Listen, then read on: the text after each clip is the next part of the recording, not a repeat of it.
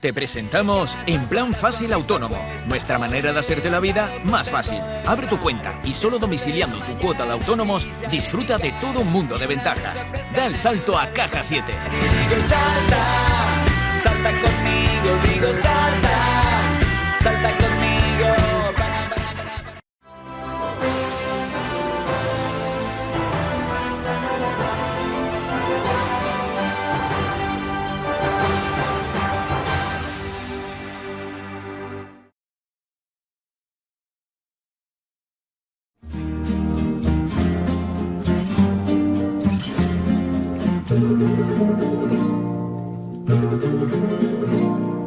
Ese mal que me aleja de ti no consigue que pueda olvidar que La Palma es la isla mía donde yo aprendí a soñar. Hace 15 días, probablemente se regará este domingo otra vez. Pues a pesar de que se haya estado regando poco, esto tampoco, es que al estar al aire libre.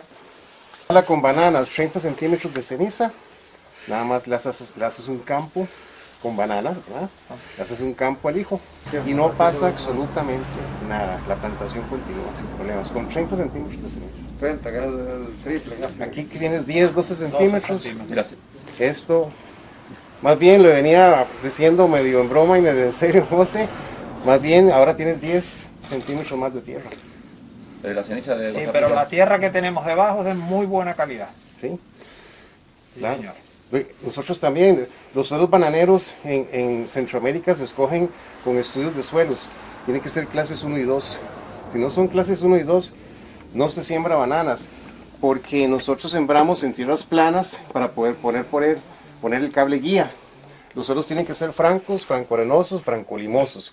No se aceptan suelos arcillosos ni muy arenosos. Y tampoco se puede sembrar en lomas, cero lomas, todo es absolutamente plano, si no el cable guía no se puede instalar en las fincas. Para la recolección de la fruta, que va más o menos cada 100 metros las líneas. Entonces, las tierras tienen que ser de clases 1 y 2, o sea, los mejores suelos son para banano. En Costa Rica tenemos 45.000 hectáreas, todas son suelos clases 1 y 2, algunos son de clase 3. Los mejores suelos son para banano. Entonces, lo mismo ocurre en Guatemala, que es donde he visto más ceniza en bananas, ¿verdad? Más ceniza caer encima. Son suelos clases 1 y 2. Entonces hay un gran suelo ahí abajo de la ceniza. Entonces, la pregunta, ¿y la ceniza de allá es igual que esta? En composición química se parece mucho, hay unos minerales que son característicos, el silicio, el calcio, el potasio. La ceniza nuestra es más ácida. O sea que, en cambio esta ceniza, o sea, en estructura, en composición, en la forma, es la misma ceniza. Lo que pueda cambiar es la parte química. Cada volcán es un mundo aparte, cada volcán tiene su propia composición química. Pero en resumen, esta ceniza es neutra, por los análisis que vimos. Neutra es pH 6.8, 6.9. La ceniza nuestra, la última que cayó, que es de un volcán que se llama Turrialba, es ácida. pH 5, 5.1, 5.2. ¿Qué causa eso? Esto no hay problema porque es una ceniza neutra y el suelo de ustedes ya de por sí era casi neutro, ¿verdad? Entonces ahí no hay ninguna alteración química. Pero en el caso nuestro, teníamos un pH de 6 y nos cayó una ceniza de pH 5, 5.1, 5.2.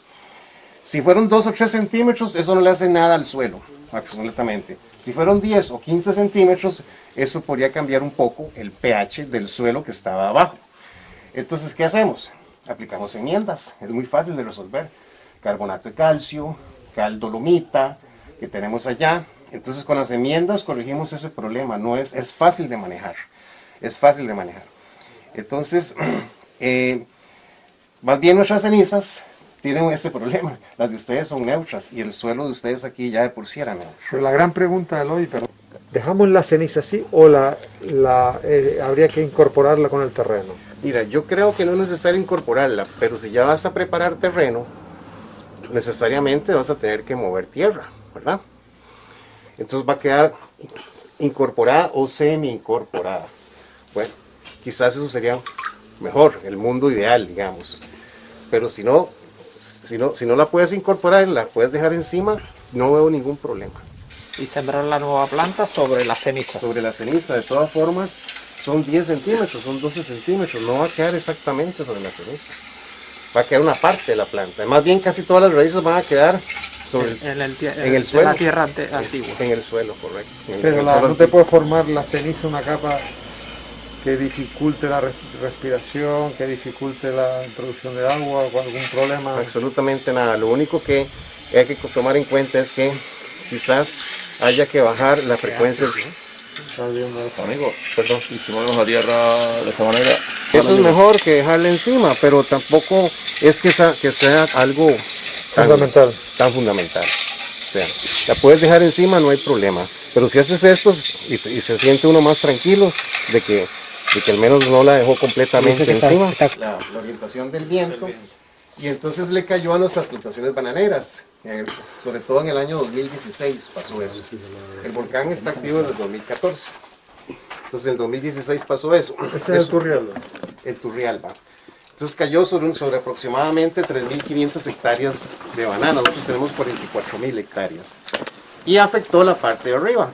La fruta, bueno, nosotros embolsamos, entonces quizás la fruta no fue tan afectada, pero sí afectó mucho a la planta. Porque el viento, por decirte algo, al viento para ese volcán arrastra la ceniza para acá. Y las bananas están al otro lado, están detrás. Pero a veces ha cambiado el viento y entonces el viento se va hacia allá, hacia donde están las bananas. Pero no ha caído suficiente ceniza en las bananas como para que te deje un efecto en el suelo. O sea, ha caído un poquito en el suelo, pero nada, no como aquí, ¿verdad? Entonces, pero yo sí he visto el problema en Guatemala. En Guatemala sí ha caído 20, 30, 40 centímetros de ceniza en el suelo sembrado con bananas. Y te digo, no han hecho absolutamente nada, nada más es limpiar la parte donde está saliendo el hijo para darle más espacio. Asegurarse, eso sí, que el hijo no sea un mamón, ¿verdad? Porque con la ceniza podría quedar como un mamón, ¿verdad? Y entonces después se podría volcar. Entonces cortar ese hijo que es un mamón, ¿verdad? Porque podría salir más mamones con la ceniza. Ese es el único problema, digamos, el único cuidado que hay que tener cuidado es que pueden salir más mamones, nada más. Amigo, y una pregunta, porque el agua de esta zona, de esta parte de aquí, de la parte de otra de la isla es agua buena, pero la de aquí es agua de pH muy alto y con mucha conductividad, porque es esto de pozos y los pozos están demasiado cascados. Con esa agua tan mala tampoco habría problema con la arena, dejándola tal y como está, sin enterrarla y sin hacerle nada. Los análisis de la ceniza muestran que tiene una conductividad eléctrica relativamente baja, 0.300, 400 microsiemens. Pero el magnesio está demasiado alto, ¿no? El magnesio en la ceniza, el magnesio soluble en agua no. Tenemos aquí análisis que me llegaron ayer. Más de Este es 100. el ensayo de la Agusa, lo que tenemos arriba. Hicimos dos, con 5 centímetros y con 20. De 0 a 5 y de 0 a 20. No, o sea, importamos ceniza allá y pusimos 5 centímetros de ceniza y en otros sitios 20 centímetros de ceniza. Sobre un suelo. Sobre el suelo sin problema ninguno. Sin problema ninguno. Ah, excelente. Entonces, vamos a ver eso, ¿verdad? La muestra, y luego a su vez se tomaron dos muestras, una superficial y otra en profundidad ya con la ceniza enterrada. Y se analizó como suelo. Exacto. Entonces mira, con 5 centímetros la muestra superficial, como si dijéramos el suelo normal que había allí. 0.5 de conductividad eléctrica. Ok, materia orgánica porque iba a suelo. Exacto, iba a sí. suelo, porque la ceniza no tiene todavía materia orgánica. Exactamente. Saturación de ¿qué? De bases. Sí. Fósforo, el fósforo que tenía el suelo. Exacto. Calcio, magnesio. Potasio, bueno, los suelos bananeros, los suelos con plataneros tienen mucho potasio acumulado por la fertilización potásica, es muy fuerte, 800 kilos por hectárea, ¿verdad? Me imagino que eso fue lo que entendía a José. Ok. Luego tenemos 5 centímetros. Aquí el efecto es más del suelo, sí, en esa muestra. Esto es más en profundidad, o sea, donde pusimos 5 centímetros, pero a una cuarta de profundidad del suelo. O sea, el suelo que había enterrado, más en profundidad. Entonces son las dos. Mira, aquí donde pusimos 20 centímetros de ceniza, pero la muestra superficial del suelo, que coincide prácticamente con la otra, con la de 5. Y luego aquí donde pusimos 20 centímetros, pero en profundidad, Entonces, si te das cuenta, el suelo en profundidad tiene un pH más ácido. Correcto. Sí. Y lo que nos interesa es esto, el tema de cationes. Que si te das cuenta que incluso con la ceniza no hay ningún problema. No. Perdón, donde Sí. hay 20 centímetros de ceniza, ¿cuál es? Esta es 20 centímetros muestra superficial. Sí, lo que hace es que bajan los niveles de potasio, porque la mayor parte de ese potasio está en el suelo, no en la ceniza. Exactamente. Sí, pero eso no hay problema, se puede reforzar la fertilización. Va a haber que hacerlo, nitrógeno, potasio. Aportar a la ceniza lo que no Aportar a tiene. la ceniza lo que no tiene. Ahí puede haber una diferencia porque el agua de allá es galería. El agua de allá es buenísimo. Buenísimo. Sí, sí, pero también tenemos analíticas de aquí y también podemos mirar. La diferencia con el agua de aquí es lo que habría que mirar ahí para... Pero bueno, allí tampoco tiene los niveles de ceniza que hay aquí. Hombre, A ver, si los aquí, tienen en la más oficial. Allí yo creo que es la parte que una de las grandes dudas que teníamos todos es, primero, la ceniza no va a ser en el suelo, que ya lo hemos ido viendo, no va a ser el problema. Este es el tuyo también, lo tenemos aquí. La otra duda La es... ceniza ya para mí, en mi concepto, ya hizo el daño. ¿Entiendes? Ya te Eso es dañó la eso planta. está- sobre la el fruta. cultivo en sí, no sobre la tierra. No sobre la tierra. Correcto. Para mí, sobre la tierra más bien va a ser un beneficio. Sobre todo a mediano plazo lo vas a ver más. Pues, es Y una- por el y momento no va a lo que afectar para varía, nada. lo que sí varía y que estuvimos viéndolo en las macetas y él nos comentó, es el tema del agua. Que posiblemente Había que regar. estos niveles de Hay que ceniza regar menos. va a haber que regar menos. Y eso es una cosa que va a ser difícil aquí De trasladar. crear conciencia. Sobre todo con 12 centímetros de ceniza. Vas a Cuando tener hay- que regar menos porque la ceniza conserva más la humedad. Bueno, de hecho lo hemos visto, o sea, seguimos, a pesar de que se está regando con muy poca cantidad de agua y muy espaciado en el tiempo, lo que hemos notado es que la tierra debajo está muy húmeda. Está húmeda, ¿verdad? Y Claro. se coge y está muy Eso es apelmazada. por la porosidad que tiene la ceniza. Es tan porosa que absorbe la humedad y la conserva por más tiempo. Es una característica de la ceniza que más bien es beneficiosa, ¿verdad? Pero hay que cambiar el concepto del riego entonces, sobre todo cuando tienes 10 centímetros de ceniza. Claro, a lo mejor con 5 centímetros no te afecta tanto, pero ya cuando estás hablando de 10, 15 centímetros... incluso Pero a lo más, mejor lo que dijo él antes, perdona, si lo incorporas como él decía, pues jugamos con el agua porque al incorporarla mantiene menos la humedad, ¿no? Probablemente, Y así como claro, está. más con esto. Pero si no tienes que incorporar porque no vas a preparar o no vas a sembrar otra vez, puedes dejarla encima también. O sea, lo que quiero Poco a es- poco con el riego por aspersión se va a ir incorporando. se va incorporando y además también esto lo que más ocupa ahorita la ceniza y eso se va a dar hasta a mediano plazo es la incorporación de materia orgánica. Los mismos residuos de la platanera más el estiércol que ustedes también aplican, todo eso va a ayudar a que esta ceniza se vaya Se vaya convirtiendo más incorporando. rápidamente en tierra, en suelo. Correcto. Esta ceniza lo que le falta es materia orgánica.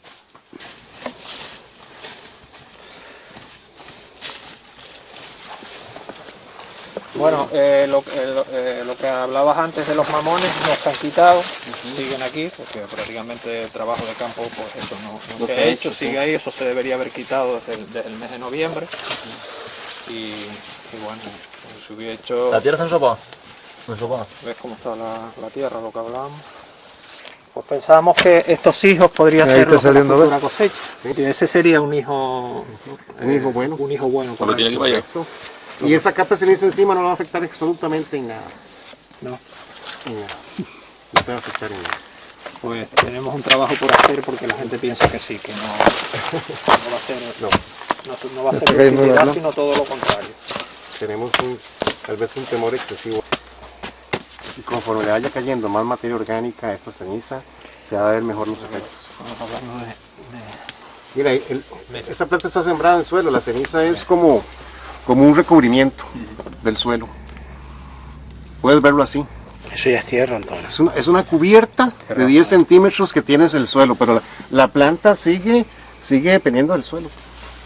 Hay una idea, Eloy, que no sé si te parece bien, tener tensiómetros, ¿Sí? colocarlos en unas cuantas fincas para que el agricultor sepa en qué momento el suelo sigue saturado y cuándo regar o no. Excelente hacer eso, por supuesto. Las grandes dudas aquí que han surgido es, la primera, exacto, la ceniza daña o no daña, ya nos has dicho que No daña. no te preocupa. No me- La otra es introducir la ceniza o dejarla superficial, ya dices que Cualquiera de las dos cosas. para que las puedes dos, hacer. vale, que es mejor introducirla, pero Mejor sí, introducirla, tampoco pasa sí. nada si se deja. Para La otra gran tranquilidad duda también. que tienen los agricultores es, en plantaciones como esta, es las que han sufrido riego, es arrancas plantas nuevos o dejar los hijos y jugar un poco con los capados. Eso hemos estado ya viendo, valorando cómo hacer el capado. La mayoría, sobre todo las fincas que le ha faltado mucha agua y que la planta no se ha desarrollado mucho, la mayoría pensamos que se debería arrancar y volver a plantar, empezar a hacer. Lo que pasa es que hay muchos agricultores, con toda la lógica del mundo, quieren con su material, rescatar su material, porque quieren rescatar, entonces hagan el capado y la selección del hijo, claro. Entonces, y esos son, y del tema del agua que hemos hablado, la posibilidad que, claro, la ceniza, lo que lo has comentado, la ceniza te va a retener más el agua y hay que jugar, ir cogiendo el truco. Bueno, esas pruebas de tensiómetros podrían ayudarles a ustedes a tomar mejores decisiones en cuanto a la frecuencia de riego, que en teoría hay que bajarla, ¿verdad? Hay que regar menos, o sea, con menos frecuencia. Gregorio, ¿cuál es el problema? Pregunta tú las dudas como agricultor. Cuando el volcán erupcionó, la parte de Fuencaliente y la zona baja de las ollas Remo estaba prácticamente la cosecha colgada. Entonces a esa fruta no le afectó nada la aparición ni nada, sino solamente la ceniza en el racimo. ¿Qué pasa? Que si nos vamos a la zona de Tijaraf, que empieza a parir octubre, noviembre, las plantas no paren. Se trancaron las bellotas, digamos, aquí arriba a punto de salir, mira, y se empieza a hinchar aquí. El problema fue que la parte aérea, ¿no? Que ves, y las bellotas no salen. Con la ceniza que está.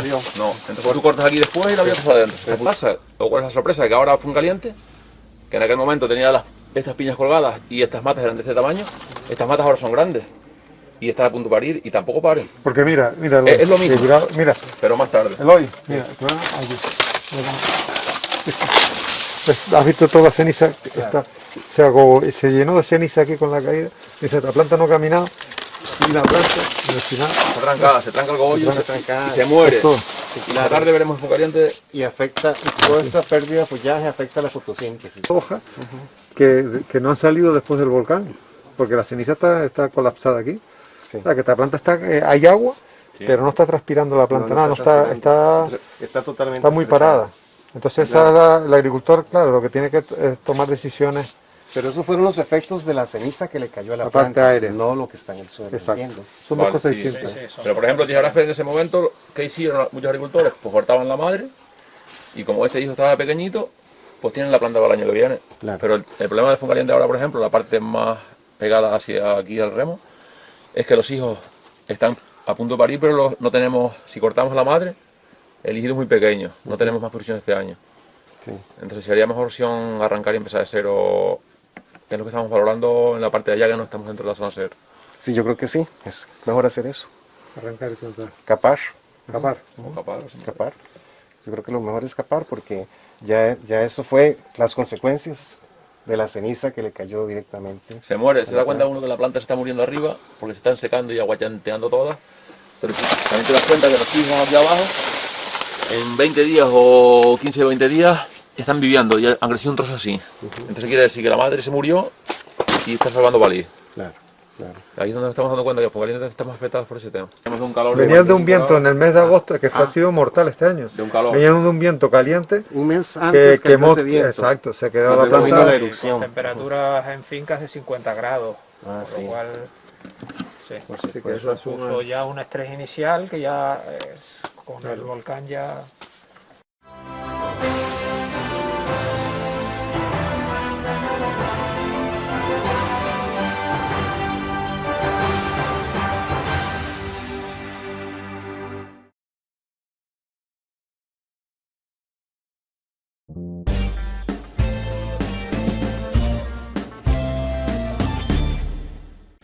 Concurso que tiene como finalidad distinguir las producciones elaboradas, envasadas y embotelladas en nuestra comunidad autónoma y que pretende dar a conocer sus propiedades organolépticas y contribuir a su promoción buscando mejorar la comercialización del aceite producido y de dar a conocer entre los consumidores la alta calidad de esta producción. El AOVE tiene unas cualidades que no tiene el resto de los aceites, entre ellas esas cualidades organolépticas muy características, indicado para determinadas actividades culinarias. Cuando realmente disfrutamos de un aceite de oliva virgen extra, según ha reseñado recientemente un experto en la materia, hablamos de un aceite que tiene matices, que tiene sabores, olores, que nos recuerdan a la naturaleza, que nos recuerdan de dónde vienen. Los puntos fundamentales, como también nos ha indicado otro experto, son la intensidad de afrutado y que el equilibrio y la armonía sean altas, lo que se consigue teniendo un buen fruto y trabajando muy bien cada uno de los pasos en la almazara. Así, se ha celebrado una cata ciega de análisis sensorial con un examen de las características organolépticas de los aceites mediante los sentidos. Una fase olfativa, donde se valora la intensidad de los aromas, qué tipo de afrutado hay, como verde o maduro, entre otros. Y una fase gustativa, donde se valora el conjunto de sabores, como dulce, ácido, amargo, picante, valorando la armonía de todos y cuál predomina. Y para realizar el concurso, con esta cata ciega de análisis sensorial, se han presentado 21 muestras correspondientes a 3 empresas. Y para la categoría de imagen y presentación se han presentado 12 formatos. Podemos asegurar que la importancia y afianzamiento del aceite de oliva virgen extra canario pasa por el papel a jugar por el cultivo del olivo en las medianías de nuestras islas, como una oportunidad de diversificar la agricultura y también nuestra economía. Así se está creando en las islas una industria agrotransformadora con presente y futuro, tanto de almazaras como de envasado de aceitunas, con la consecuente generación de economía y de empleo. Quiero terminar esta intervención felicitando a las empresas que han participado en esta edición y de una manera muy especial a las galardonadas que conoceremos en el día de hoy, con las que vamos de la mano poniendo de manifiesto la importancia del aceite de oliva virgen extra como producto que se va posicionando por su calidad, favoreciendo su comercialización y destacando el gran trabajo que realizan sus productores. El Instituto Canario de Calidad Alimentaria, que depende de nuestra Consejería de Agricultura, Ganadería y Pesca, tiene entre sus funciones esa protección y esa promoción de productos de calidad diferenciada, esa promoción también de todos los productos canarios, y esa es la finalidad de este concurso Agrocanarias que hacemos cada año con diversos productos, uno de ellos el aceite de oliva virgen extra de Canarias. Esa finalidad de promocionar el producto, de darlo a conocer a los consumidores, pero también reconocer el trabajo que día a día realizan nuestros productores, tanto en el campo como en las almazaras. Es un cultivo relativamente reciente, a pesar de que siempre históricamente hemos tenido pequeños cultivos de aceite de olivos en Canarias. Este cultivo ha tenido un desarrollo importante en los últimos 10-15 años. Actualmente tenemos más de 500 hectáreas cultivadas en todas las islas de Canarias, con presencia de almazaras prácticamente en todas las islas de Canarias. En las almazaras se consigue este aceite de oliva virgen extra, que da muchísimo más valor a nuestras producciones primarias, como en general hace la industria agraria, que transforma la producción primaria en productos elaborados. Lo vemos con otros productos tradicionales canarios, como esos vinos, esos quesos, todos muy artesanales por la escala que tenemos en Canarias. De hecho, el aceite de oliva se prevé que este año tengamos aproximadamente una producción de 70.000 litros de aceite de oliva, que es una cantidad pequeña, pero una cantidad de muy gran valor por la diferenciación que tiene con respecto a otras producciones. Y de eso se trata. En Canarias no podemos competir a veces con precios, no podemos comparar una producción artesanal con una producción industrial a otra escala en otros territorios mucho mayores, pero sí podemos competir con esa diferencia, esa calidad que nos da tener unos suelos distintos, un clima distinto.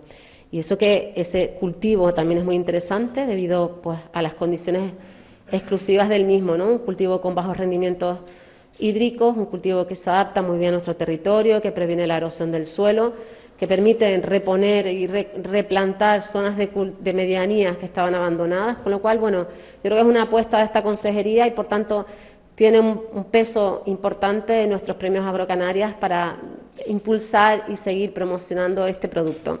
Como ya comentó el director del ICA, se presentaron 21 muestras de almazaras de prácticamente todas las islas. Tenemos 5 premios, los tienen aquí delante. Tenemos medalla de plata, medalla de oro, mejor presentación, mejor aceite ecológico y el mejor aceite de Canarias.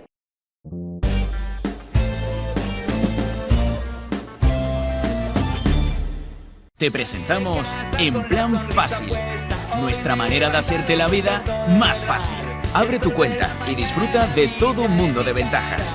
Da el salto a Caja 7. Despertar y digo salta, salta conmigo, digo salta, salta conmigo.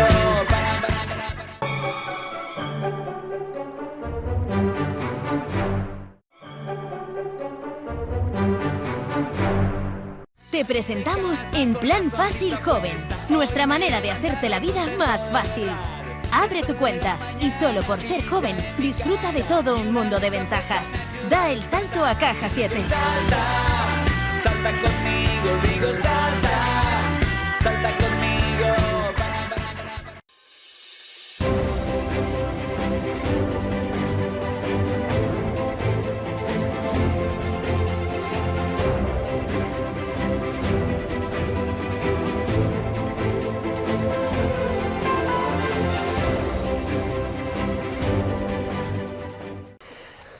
Bueno amigos, comenzamos el periodo de entrevistas en Crónicas del Campo y se encuentra con nosotros Sergio Cáceres, que sabéis que es el gerente de Asprocan y director de marketing de Plátano de Canarias.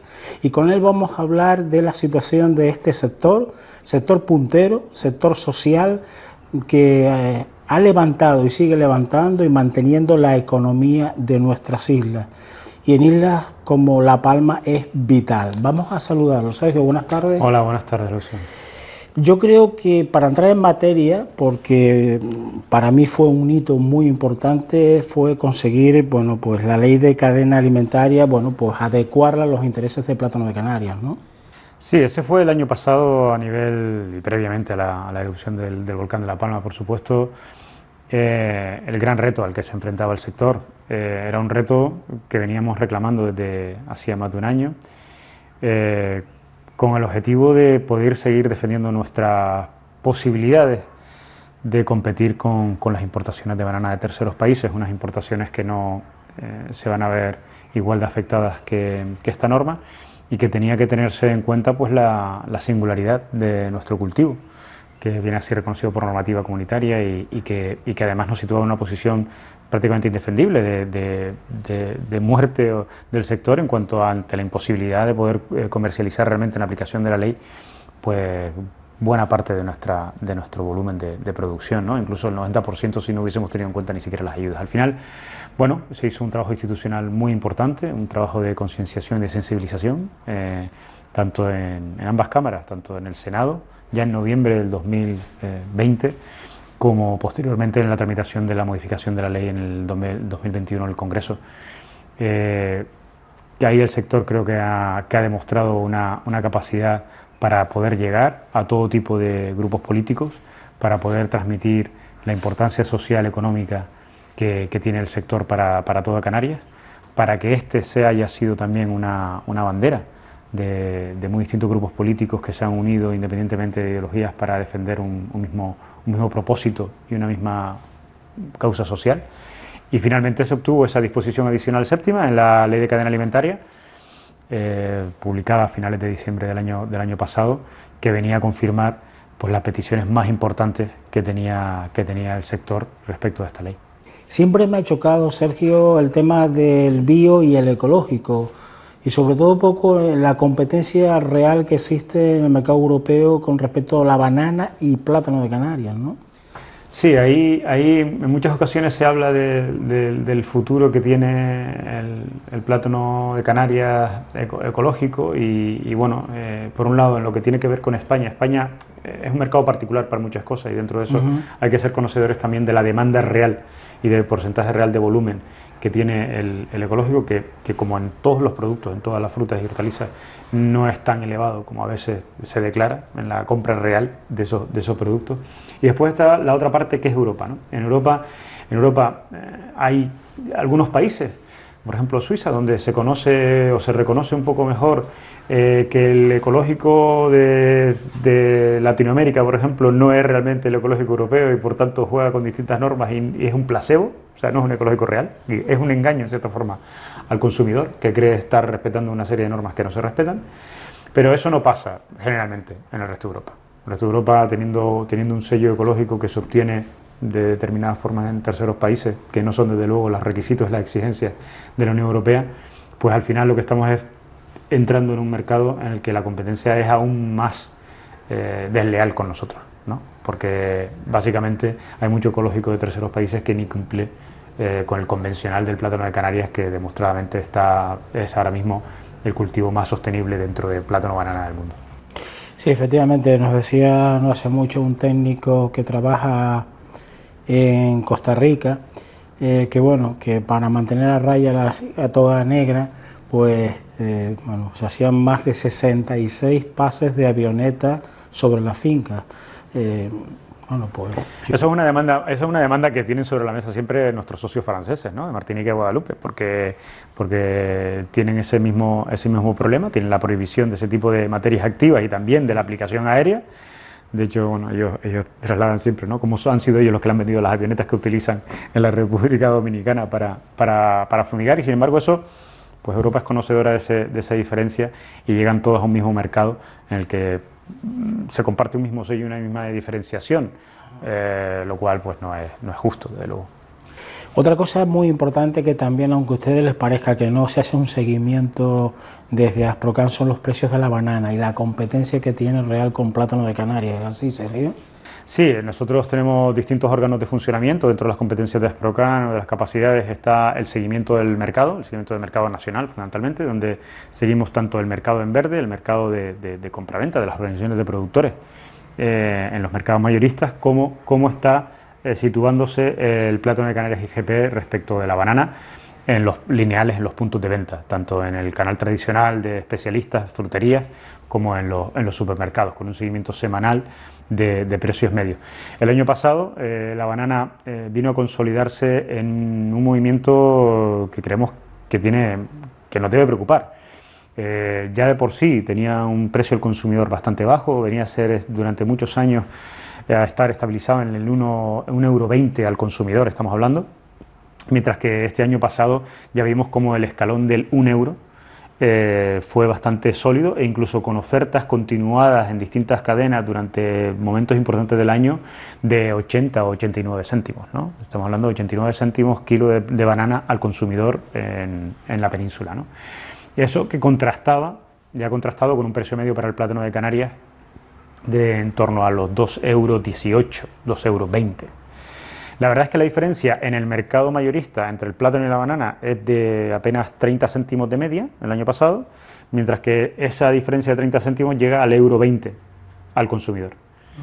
Esa aplicación de muy diferentes márgenes a un producto a otro es realmente una amenaza para todo el sector, algo injustificado desde el punto de vista también de que enfrenta al consumidor a una decisión justo al lado del otro, y sobre todo porque no entendemos cómo, además, eso siendo correspondido con normas fitosanitarias peores, es decir, con menos respeto al medio ambiente, con menos respeto social, es decir, con una serie de valores y con una serie de consecuencias reales en la práctica para todos mucho peores, pues se prima por parte de los canales en muchas ocasiones.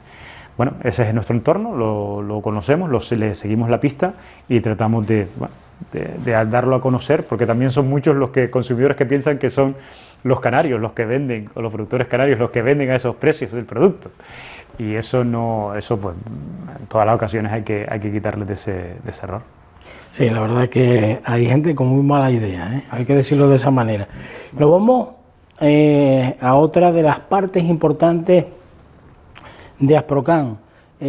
Una parte es las relaciones con las instituciones europeas, españolas, canarias, y otra parte es la publicidad, que es el buque insignia que está trabajando día a día para conseguir lo que él nos ha explicado, que tengamos, bueno, pues presencia y visibilidad, incluso yo diría que hasta cierto gusto dentro de la sociedad en momentos difíciles. Por ejemplo, la pandemia, que nos siguieron comprando e incluso aumentaron, el mercado nacional aumentó la compra de plátano de Canarias, ¿no?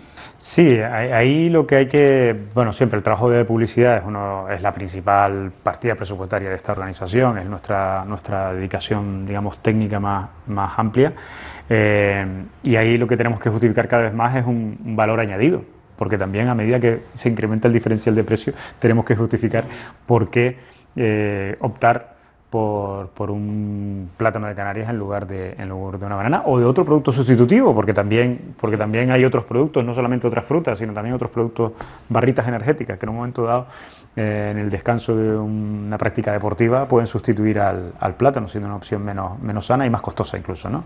Entonces tenemos que adaptarnos a los hábitos de consumo, conocer al consumidor, también hacemos un seguimiento de los consumidores, y en base a eso y a los mensajes que se está valorando, pues trasladarlos y dar a conocer, y que cuando se vaya al supermercado o a la frutería ya esté en el subconsciente que es el plátano. En caso de comprar plátano o banana, compro plátano de Canarias porque no hay otra opción, no me planteo otra opción por lo que esto supone, por calidad, por diferenciación en cuanto al sabor y las características del producto. Afortunadamente seguimos alimentándonos, pero te queremos disfrutar con lo que comemos, y el plátano de Canarias pues eso sobradamente lo satisface, pero al mismo tiempo ese incremento, ese diferencial nos lleva a otros argumentos que tienen que ver con el medio ambiente, que tienen que ver con el respeto social, y que tenemos que ir mostrando en nuestra actividad publicitaria.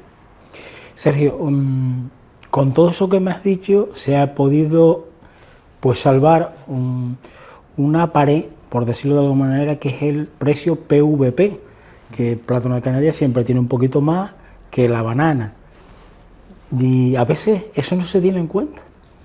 Bueno, yo creo que deberíamos, la verdad que muchas veces parece que se come plátano, no, muchas veces, se puede caer en la tentación de pensar que casi que se come plátano de Canarias por decreto, lo cual no es así. Es decir, nosotros en Canarias quizás tampoco tenemos la percepción real al no tener el competidor en nuestros supermercados, ¿no? De manera que eso ocurre como en un mercado ajeno muchas veces a nosotros, a nuestro día a día. La verdad es que el posicionamiento del producto en las cadenas de distribución es muy agresiva por parte de la banana. Yo creo que muchos han sido conscientes o testigos, o bien tienen fotografías, imágenes de cómo se enfrenta el producto uno a otro y cómo se duplica normalmente el precio de un producto a otro. Eso es obtenido gracias a la inversión de todos, es decir, gracias a que se ha trabajado el producto de una determinada forma, que el producto tiene unas características que lo valora el consumidor, porque si no hay producto que lo sustente, no hay publicidad que termine de funcionar, pero por otra parte porque también hay un mensaje al consumidor que el consumidor va asimilando y que va interiorizando. Y es todos esos valores y esos atributos que tiene el producto y que mencionábamos antes, ¿no? Este año, por ejemplo, nos hemos centrado en la indicación geográfica protegida, donde hemos tenido este año pasado un programa europeo de 3 años que finalizó y que venía a estar destinado a la promoción del valor añadido de los productos con indicación geográfica protegida.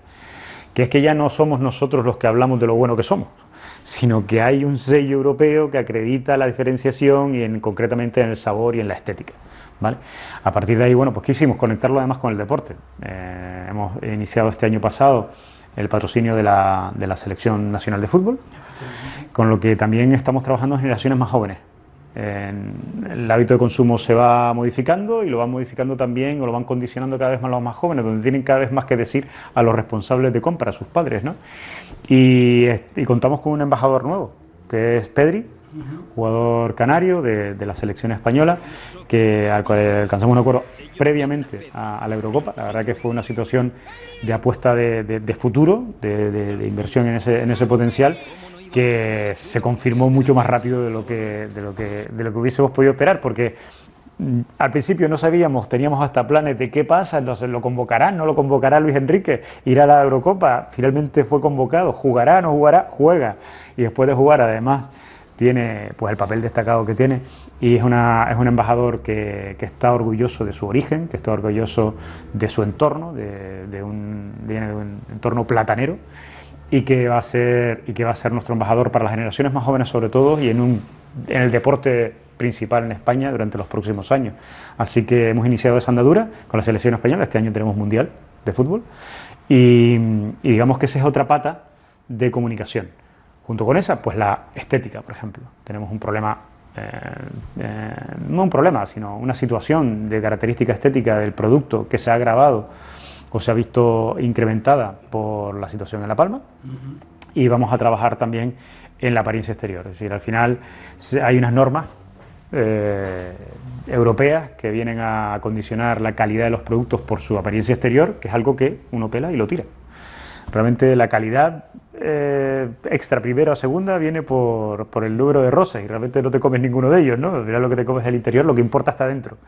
Y en lo que está dentro, el plátano de Canarias tiene mucho más que ofrecer que sus competidores. Pero claro, existe ese hábito y ese educado durante muchos años de valorar la fruta por esa apariencia exterior. Vamos a trabajar, se ha hecho ya anteriormente en distintas etapas, pero vamos a volver a retomar esa línea para que los consumidores pues valoren realmente lo que se están comiendo y no la estética de lo que están comprando.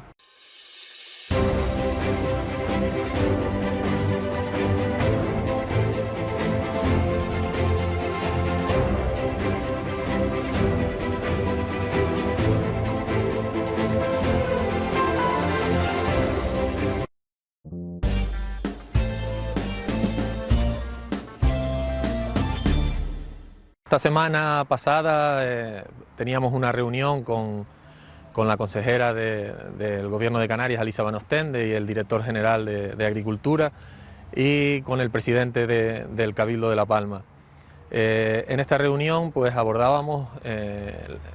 trabajábamos en la línea de la reconstrucción y creo que era una reunión bastante importante que teníamos que tener, porque es en la que abordábamos la necesidad de ir juntos, como no podía ser de otra manera, en el tema de la reconstrucción. Hemos acordado ir de la mano en el proyecto que estamos trabajando desde el Cabildo, conjuntamente con el Gobierno de Canarias. Sus estudios se complementarán con el trabajo que estamos haciendo desde el Cabildo y conjuntamente con las distintas asociaciones como Asprocan y ACEPalma y con el resto de afectados. Y creo que era importante que pudiéramos un poco hablar y trabajar en esa línea y tener el compromiso de que iremos trabajando de forma consensuada, como lo hemos venido haciendo siempre desde el inicio de esta emergencia volcánica.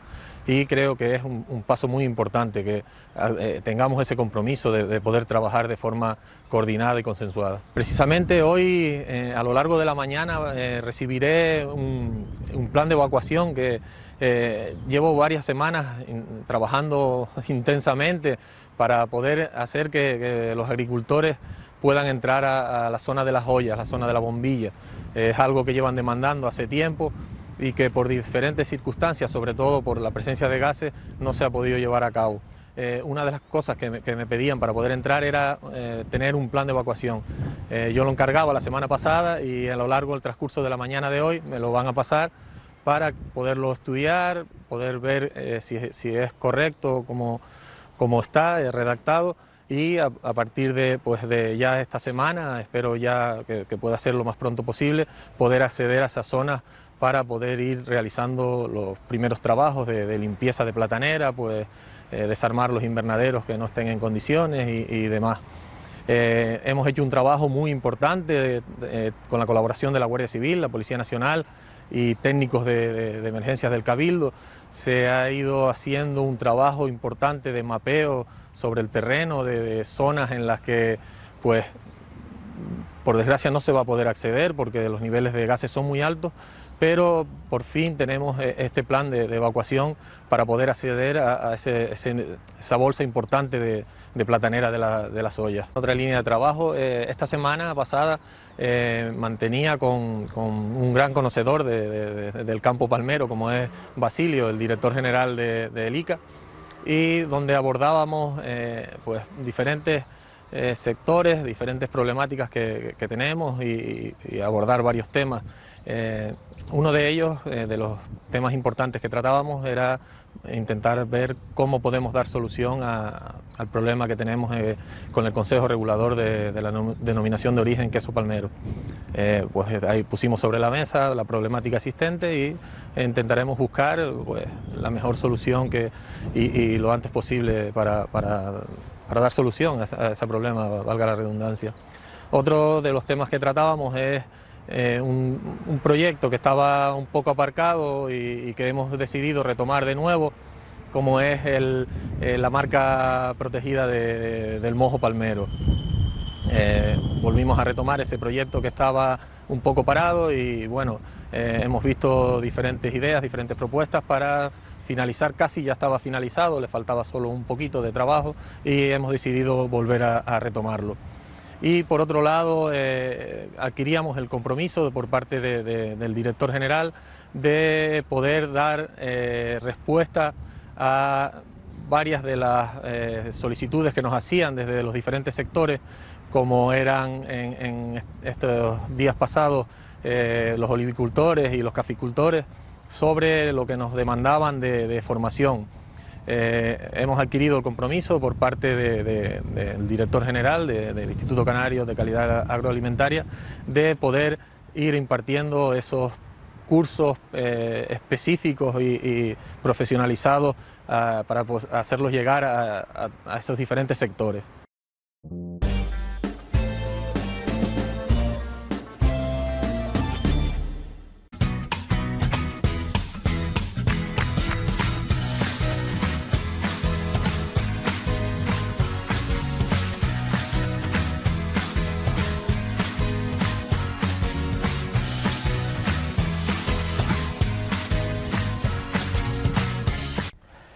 Bueno amigos, pues nos encontramos en las medianías altas entre San Miguel y Vilaflor, y concretamente en una finca de papas, bueno, pues que en este caso la lleva Ángela Delgado, que sabéis que es la presidenta de ASAGA y también presidenta de Cooperativa de Papas Garañana. Garañaña. Es que es un nombre difícil, Ángel. Sí, dicen que viene de gara, que son riscos, sí. Y ñaña, que en guanche dicen que significaba comer, o sí, tierra de montañas de comer, o algo así, que es una zona que tiene sable, que tiene este material, ¿sabes? Que es un poco, que era como algo así, y efectivamente es un nombre muy antiguo que es típico de esta zona. Pues de eso vamos a hablar, amigos. Vamos a hablar de papas, vamos a hablar de la alimentación tradicional nuestra de Canarias, que es un cultivo social, que es un cultivo tradicional y que debemos potenciar día a día, porque muchas familias viven de ello, muchas familias se alimentan y hay ciertos determinados problemas a veces con las semillas, con las planificaciones, que hacen muy difícil su cultivo. Y Ángela Delgado nos los va a explicar. Ángela, ahora sí, buenos días. Buenos días. Bueno, pues háblanos de esta zona y un poco cómo se cultiva en esta zona. Bueno, esto es una zona típica del sur de Tenerife. Nosotros no cultivamos sobre tierra negra, como es lo habitual en La Palma y es lo habitual también pues en otras zonas de Tenerife y de Gran Canaria, donde más papas se siembran, y en Lanzarote también tiene una similitud con nosotros.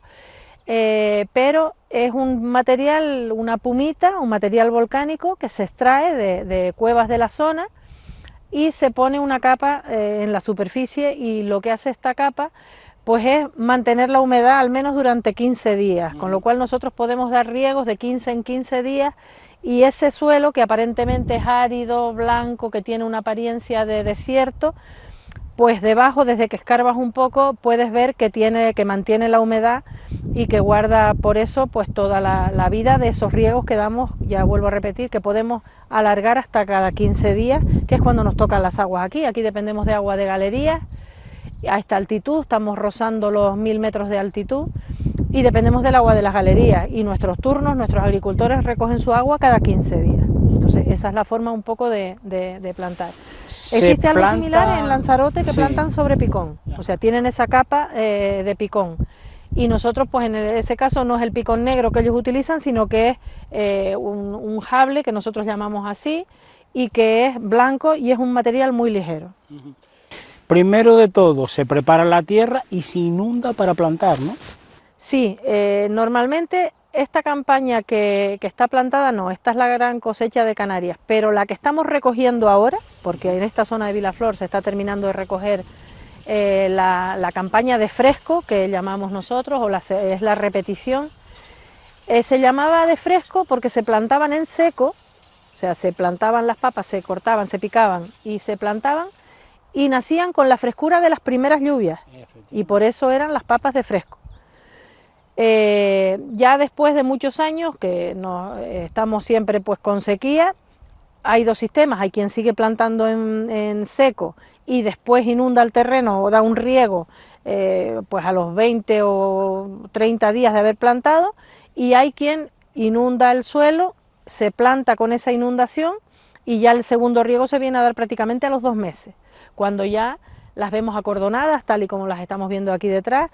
Cuando dejamos que ya nazcan todas las papas, el marco de plantación nuestro también es mucho más estrecho que el que se hace en el norte, se arriendan las papas en la zona norte, ustedes también en La Palma, y nosotros ya no hay ningún otro tratamiento en el suelo, salvo que ya se acordonan, se hacen esos cordoncitos, que quiere decir que nacen prácticamente el 97-98% de la semilla que hemos plantado, y entonces cuando esas ya plantas están en la superficie, damos ese riego y lo que hacemos se convierte en que esa papa cubre la totalidad del terreno, por eso es ese marco de plantación estrecho, se cubre la totalidad del terreno y se evita la hierba. Es por eso importante, los marcos, ya digo, son totalmente diferentes los nuestros con respecto al norte o a otras zonas de tierra negra, donde se planta con tierra negra. ¿Por qué decimos que el cultivo de la papa es un cultivo tradicional y además muy social?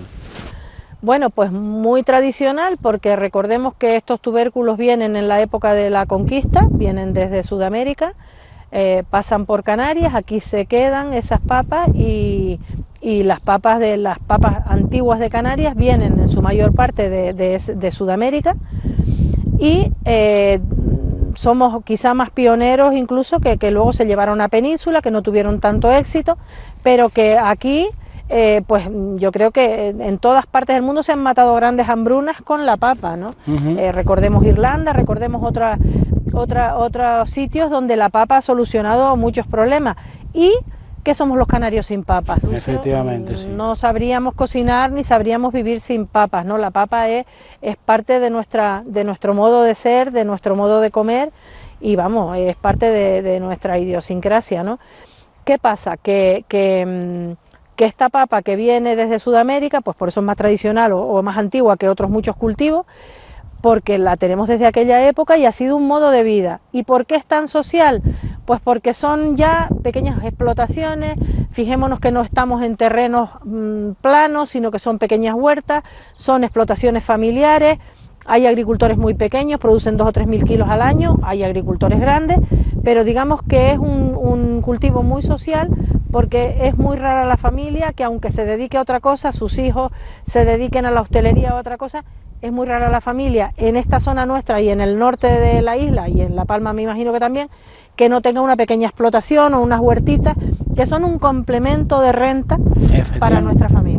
Y alimenticio también, porque esto se trabaja los fines de semana, igual después de terminar la jornada laboral de 7 a 8 de la tarde, es decir, un poco compaginando ese cultivo con el trabajo que se tiene.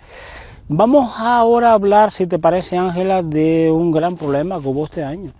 Esto, como todos los cultivos, amigos, requiere de una planificación, y máxime si una cooperativa tiene establecido pues una planificación de recogida de papas, clasificación y por supuesto venta a diferentes grandes superficies que tienen contratos con ellos y requieren papas todos los días del año. Y este año la planificación se fue por tierra, ¿es así, Ángela? Sí, este pasado año, la pasada campaña, tuvimos el problema de que, pues, por los problemas del Brexit, que fue, estoy hablando del 2020-2021, el invierno 2020-2021, que es cuando llegan las semillas, que empiezan a llegar desde octubre hasta los meses de febrero, pues las llegadas de semillas llegaron una cantidad, se atrasaron las semillas también, después hubo una incertidumbre porque a 31 de diciembre no se sabía qué iba a pasar con el origen Reino Unido, y ahí hubo una incertidumbre que tuvimos problemas de que no llegaban esas semillas, se sembró mucha semilla tarde, fuera de su época, o sea, cuando llegaron las semillas se sembraron, y el problema que tuvimos que confluyeron las recogidas todas en los meses de junio y julio. Y claro, no hay cámaras en Tenerife para albergar la cosecha, la gran cosecha de Canarias, que se siembra en los meses de noviembre, diciembre, enero y febrero, y se recoge luego, si se planifica bien, en los meses de abril, mayo, junio y julio y parte de agosto. Entonces, cuando planificamos la siembra y conseguimos que cada zona plante en su época, cada zona produce en un mes diferente, es decir, las medianías bajas o las partes bajas se siembran pues en el mes de octubre, noviembre y primeros de diciembre, y las producciones las tenemos pues finales de marzo, primeros de abril. Luego vamos subiendo en altitud y vamos plantando cada vez más tarde para luego ir recogiendo esa cosecha cada vez más tarde. ¿Qué pasó el año pasado? Que los de la costa y los de la medianía y la medianía alta plantamos prácticamente todos en enero. Entonces todos nos fuimos a recoger las papas en los meses de junio y julio, y vuelvo a repetir, por más que queramos, no hay cámaras en Tenerife para albergar esa cosecha toda a la vez. Y ni se pueden vender todas esas papas a la vez. Estamos hablando de un producto perecedero que, aunque dure 3 o 4 meses en frío, convenientemente refrigerada, no tenemos la capacidad incluso de comernos esa cantidad de papas en 2 meses. Por eso es tan importante planificar la siembra, planificar la llegada de la semilla y darle semilla en primer lugar a los primeros que plantan, a los primeros que tienen que plantar, que son las partes bajas, las medianías bajas y las medianías, digamos, a una altura hasta 450, 500 metros, y después las segundas semillas que vayan llegando, que sean ya para los que van a plantar tardío, digamos, pues la zona de los Realejos, la Orotava, Ico del Alto, toda esa parte alta, o las partes altas de La Palma también, pues esa es una segunda fase que se va a plantar pues a finales de enero o febrero, en el caso de Ico del Alto, La Guancha, San Juan de la Rambla, se plantan hasta finales de febrero.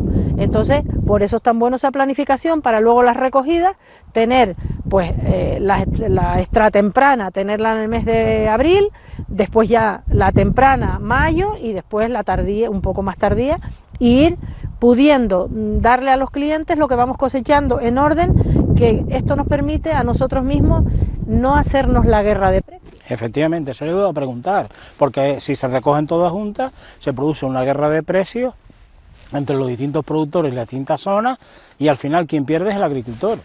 Efectivamente, recordemos que hubo precios el año pasado que se hablaba de pagar en huerta 25 céntimos.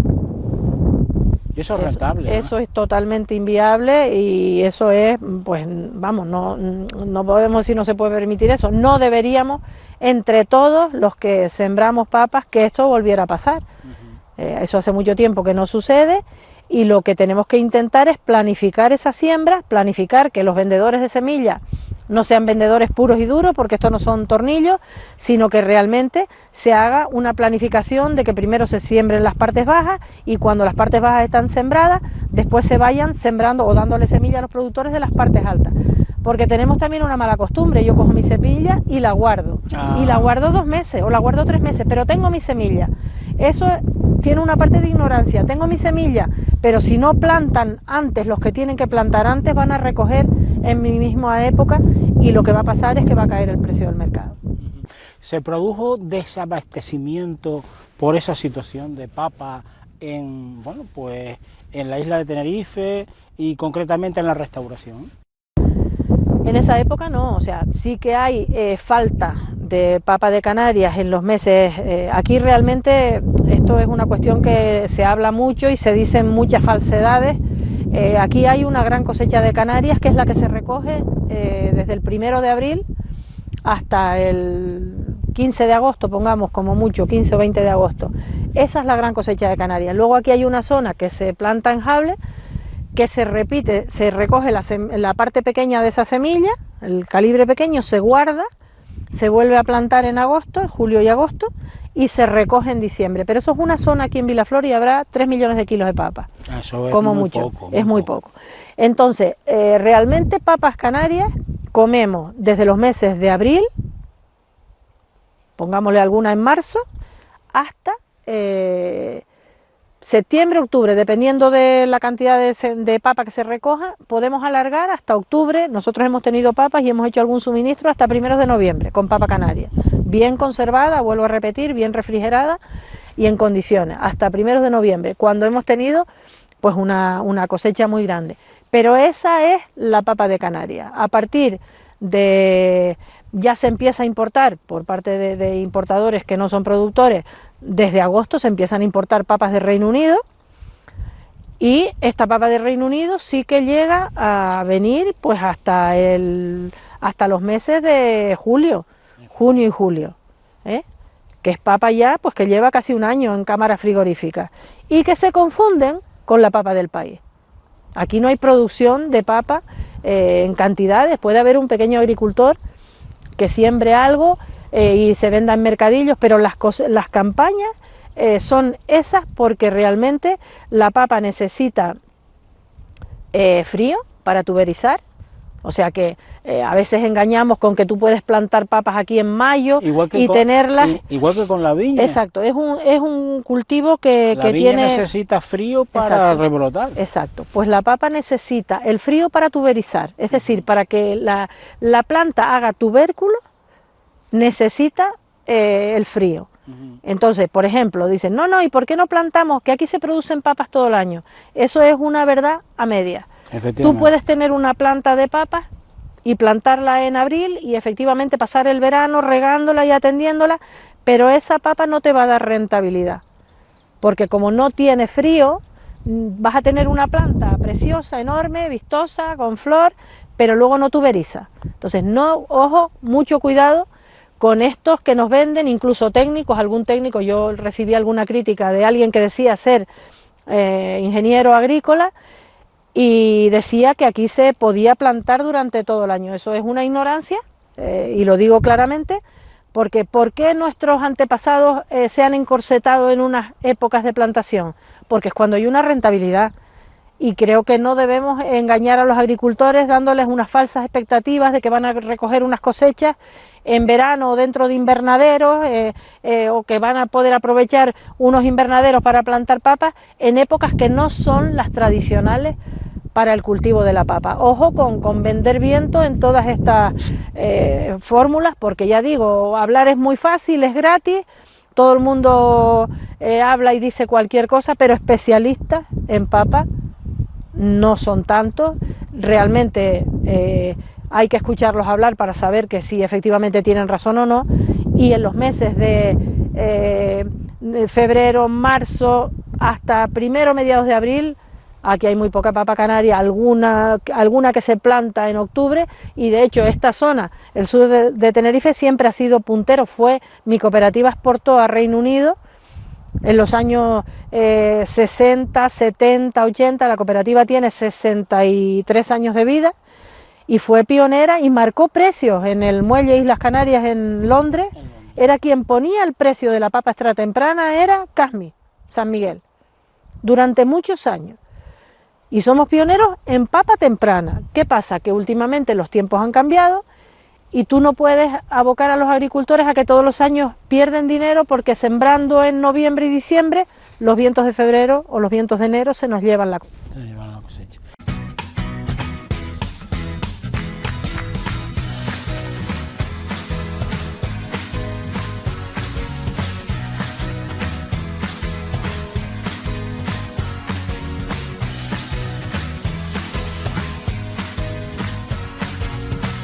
Te presentamos En Plan Fácil, nuestra manera de hacerte la vida más fácil. Abre tu cuenta y disfruta de todo un mundo de ventajas. Da el salto a Caja 7. Despertar y digo salta, salta conmigo, digo salta, salta conmigo.